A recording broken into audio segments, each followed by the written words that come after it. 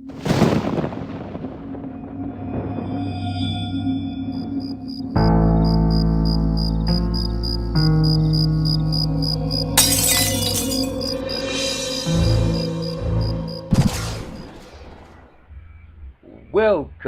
back once again to the Imaginary Gallery.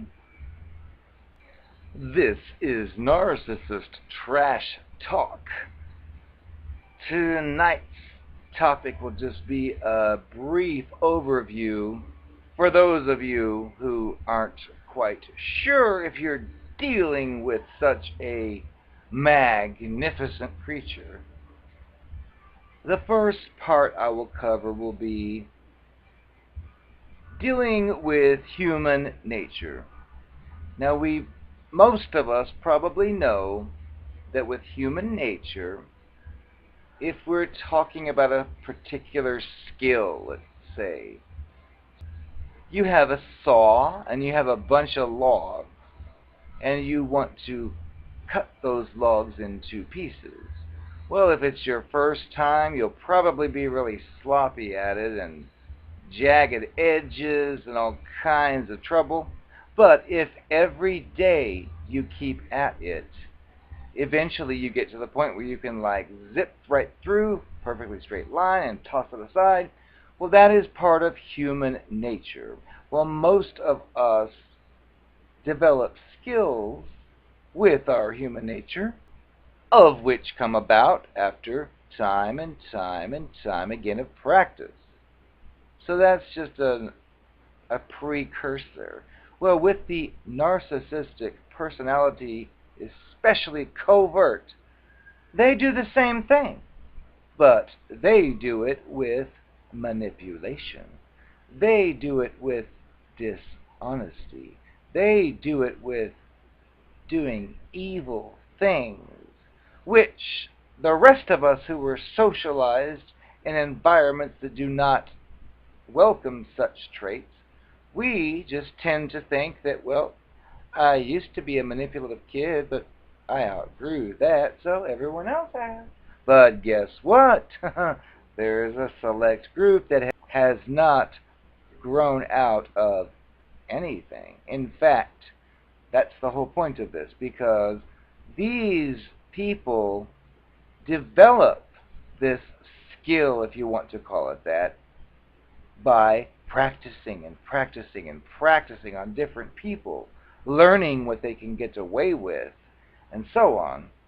So they develop their fictitious persona.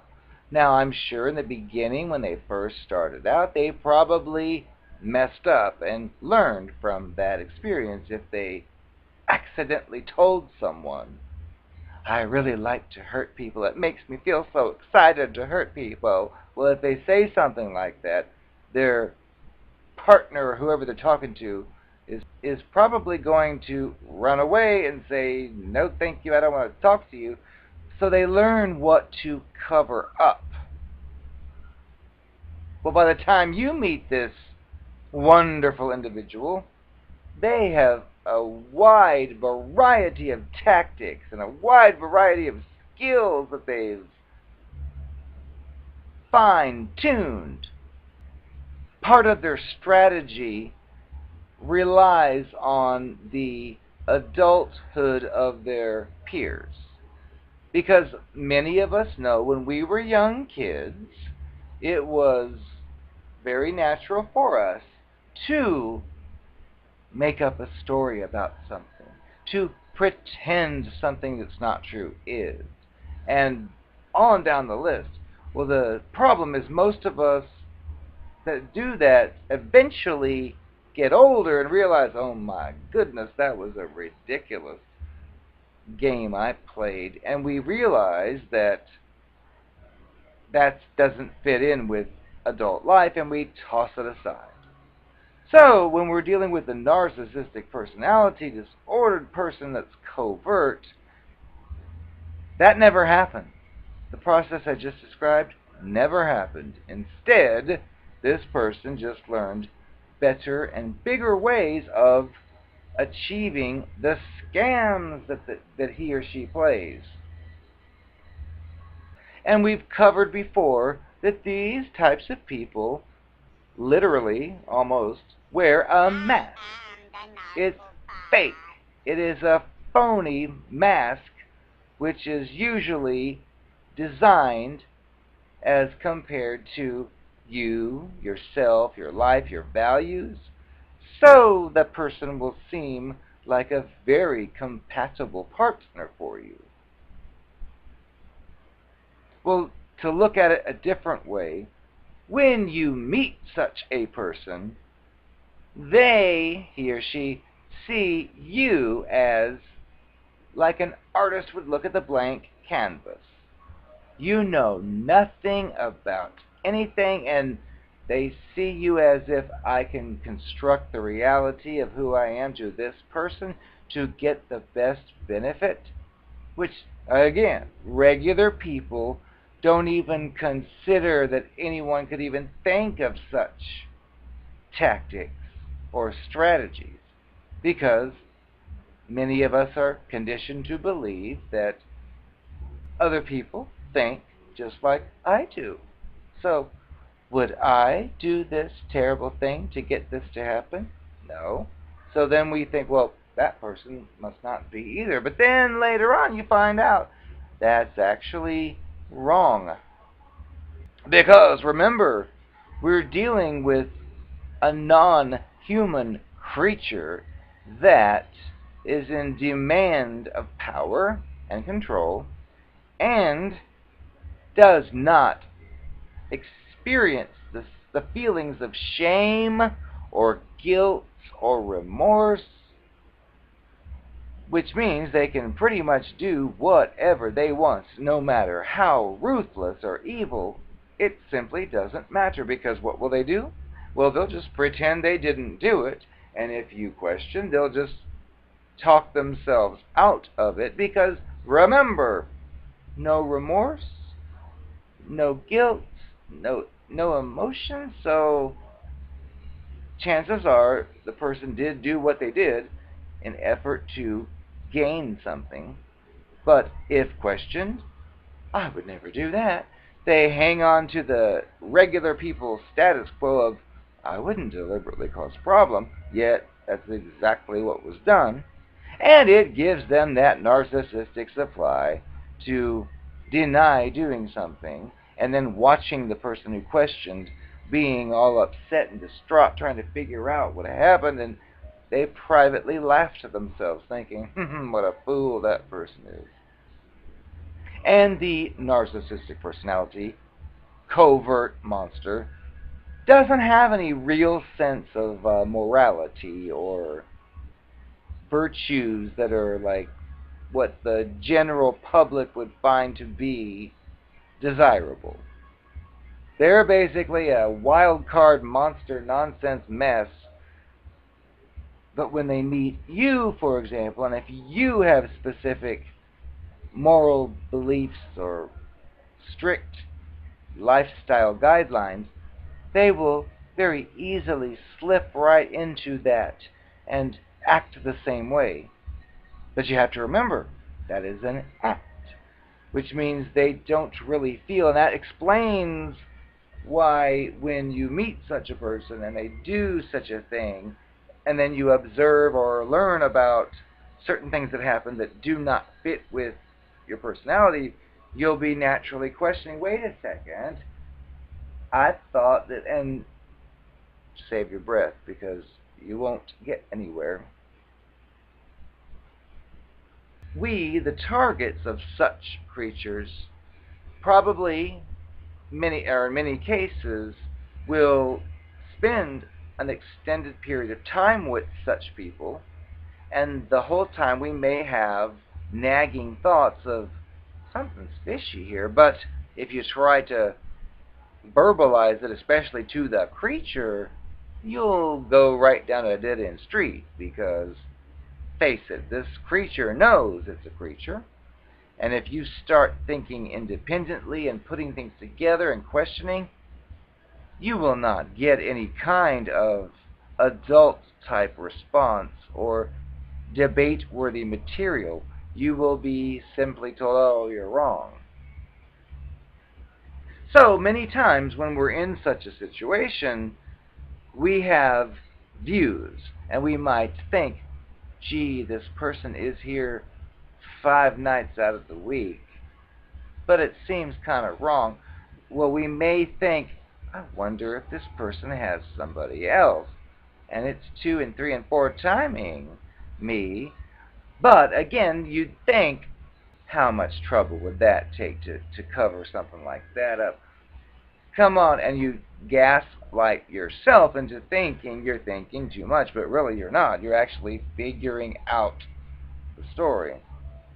I remember particularly with one that I was involved with, which was several days of the week, but I still kept having that nagging thought, and I would silence it by thinking, well, look, if this person really is doing evil stuff privately, well, I'm with this person like 5 out of 7 days of the week, so what possibly could be happening? If there is somebody else, that person's getting the short end of the deal, and so on. That's the type of rationalization I would make in the head, because I figured it doesn't make sense. Well, when we also transfer this over to the flying monkey people, these covert narcissistic personality disorders have that mask they wear for everybody. So they wear their fictitious nice guy or gal mask, and it's like universal to everyone.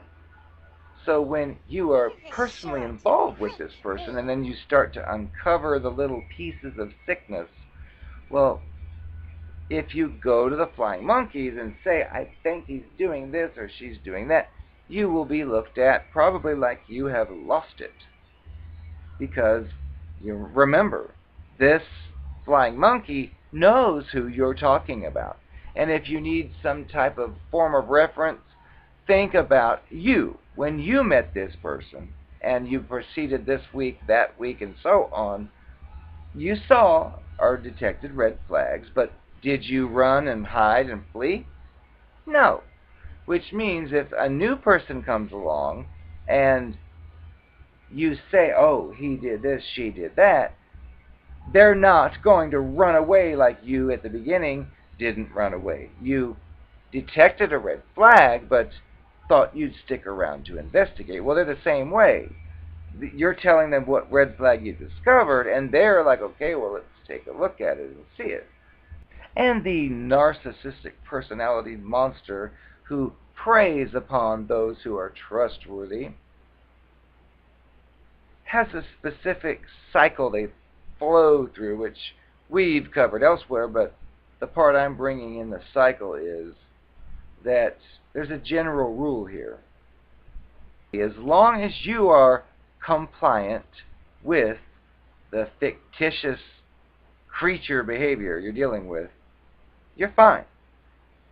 Things will be nice, pleasant. So the moment, though, you discover a discrepancy and realize this person is nothing like it said it is, and I don't recommend confronting them with it, but a lot of times you just have no choice.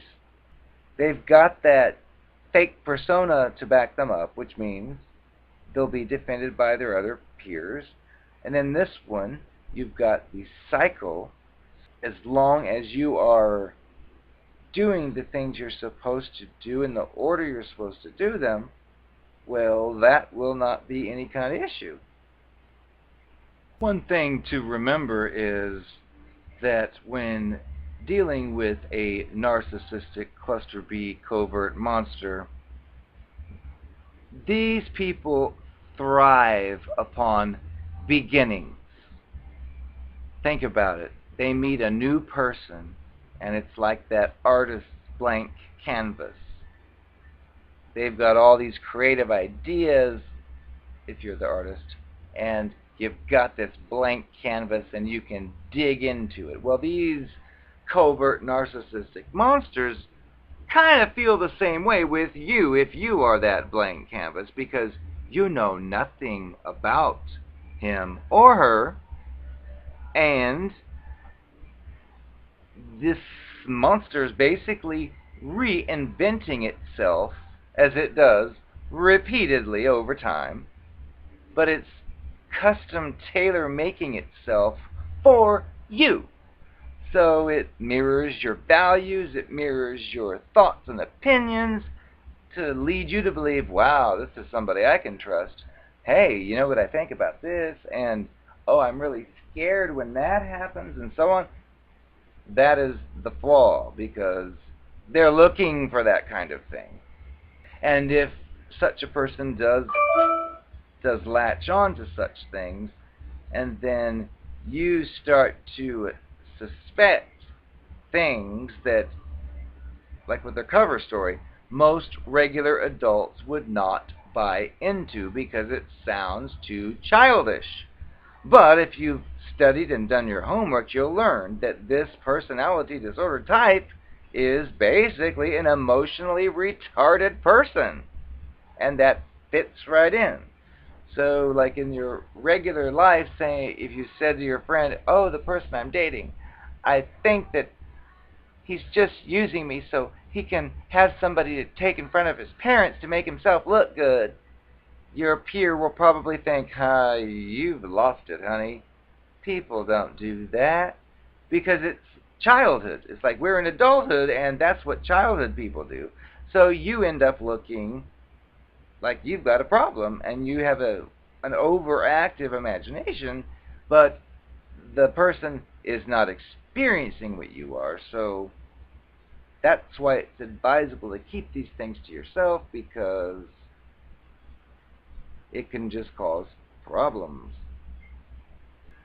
So the purpose of this particular video episode is just to bring your awareness to the level that can accurately interpret what it is you're experiencing. Because with these people, if you suspect they're up to something no good, which their behaviors indicate, and you say, hey, are you up to no good? I think you're doing this. You will be told, oh, you're silly, no way. And that actually helps you gaslight yourself into thinking that you've actually overthought something, which you really didn't, but they're experts. They've learned to lie with a straight face. They've learned to defend their lie, even if evidence comes up that disproves it. They will still cling to it. So keep that in mind. And realize you probably can't really talk to this person about the situation. You probably can't talk to your mother, father, sister, brother, or friend about it in a way that you'll get anywhere, because they're not experiencing what you are. And that's the difference.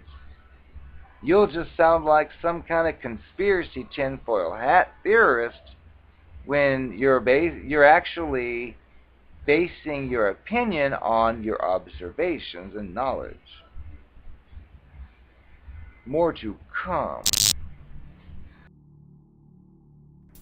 Nice try. Don't you ever give up. I told you to stop contacting me because of your harassment. My new husband's considering moving us out of state because we don't feel safe around here with people like you, Stalky. You just need to accept the fact I fell in love with someone else, and you just weren't good enough. That's all there is to it. Forget about the money. Who cares if I never had a job? I needed the money to get by. You are, again, the most selfish person I have ever known. I feel sorry for the next person you ensnare into your disgusting game.